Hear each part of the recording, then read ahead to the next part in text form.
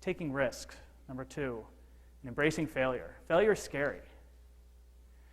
There's this director at Google that I work with. Her name is Kim Scott. She's actually the director for our global AdSense program. AdSense is where we take AdWords ads that we run on Google, and then we take them and put them on publisher websites. So if you have a blog or a website with a lot of content, you can have ads that are targeted to your content, and then when people click on those ads, we give you some money and we keep some money. So Kim runs this program. It's this huge network, and Kim is this incredibly exciting, inspiring leader. One thing that Kim has, and for her staff, is this award called Oops the Monkey. Oops is this really ugly pink stuffed monkey that she carries. It's not a real monkey, it's a stuffed monkey. She carries it to her staff meeting, and the person who gets to win Oops the Monkey every week is the person who had the most stupendous failure the week before. So you would think this is kind of a nice, kind of a funny thing to win or kind of a joke. It's not. People compete for this. Her managers and her staff try to see how far they can push themselves to see who can have the most stupendous failure so they can get Oops the Monkey the next week. Because there's a huge source of pride to having this giant pink, fur falling out monkey sitting on top of your computer monitor. And what it does, it encourages really not just risk-seeking behavior on her managers, but encourages them to think about their business and push their people to try new things.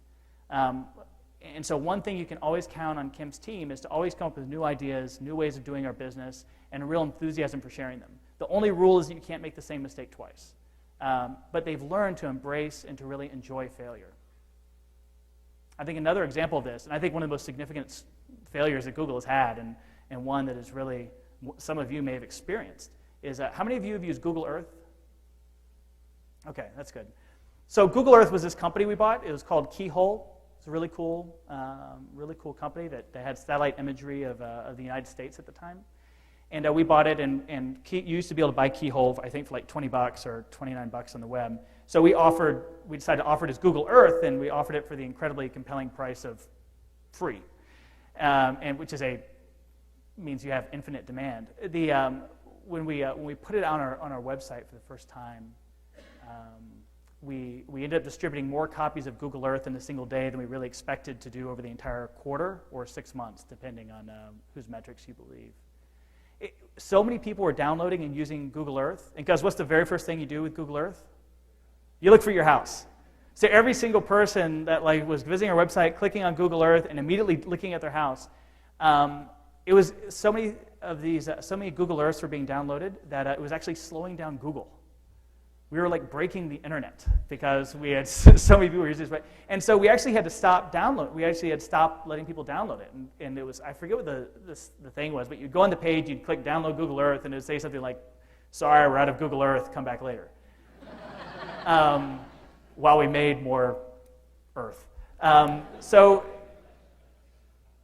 if let's say you're Procter & Gamble and you're in charge of Tide and you release some new version, bubblegum flavored Tide or something, and you're distributing it all over the country. It goes to Walmart and Safeway and Stop and Shop everywhere in the country.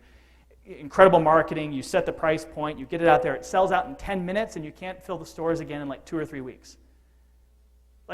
You'd probably get fired. I mean, you screwed up the pricing, and now you have this demand that you can't fill. Well, at Google, we took the same with Google Earth, and it was actually a huge celebration. First of all, we had a really successful product, which we were happy about. Second, we learned a lot. One, about our own internal infrastructure.